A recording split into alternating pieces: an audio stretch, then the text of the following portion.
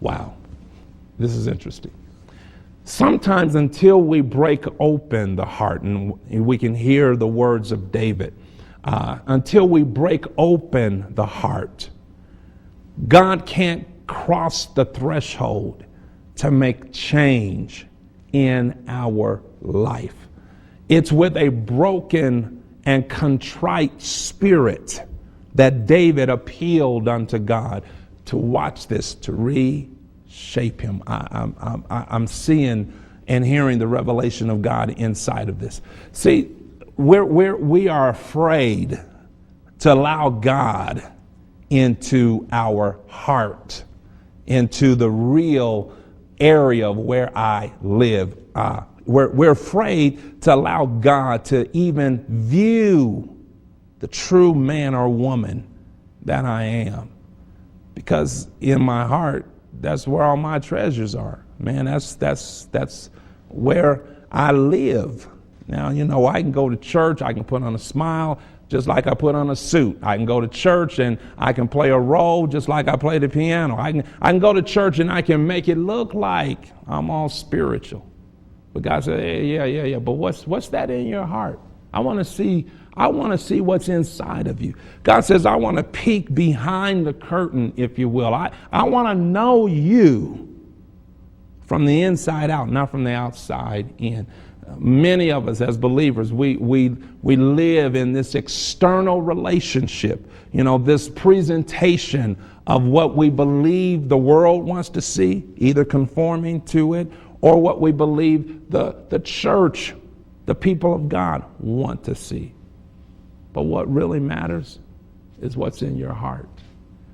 When you sit down at the table, how are you going to respond to what the king offers? The king of this natural world that wants to lure you in to make you conform.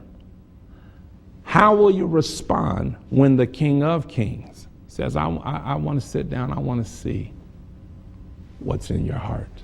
I want to know you from the inside out. So God says, I want to see what you're thinking, because that's where we can split you open. And that's where we can monitor and manage as the porter what comes in, what goes out. It's in our place of being broken, as David said, with the broken and contrite spirit.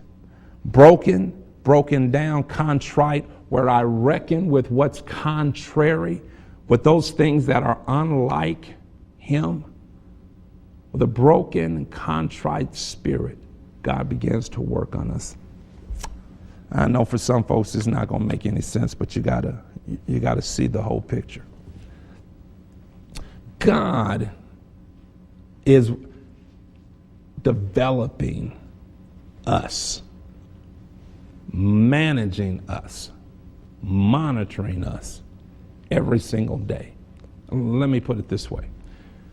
God is shaping our life every day. Takes away a piece, then he adds something. Takes away, then he adds something. Shaping us. Kind of like, get this image, the sculpture. It's interesting that even in Scripture, God says, if you really want to understand what I'm doing with your life, go to the potter's house. Watch what he does. He was shaping and forming the object, and that object became marred. In other words, it didn't look the way it was supposed to look. It was failing in its image. It did not portray what the potter intended to do. And the scripture says, what did he do? That he broke that vessel. Wow. He broke in pieces that vessel that was in his hands, and he began to make it over again.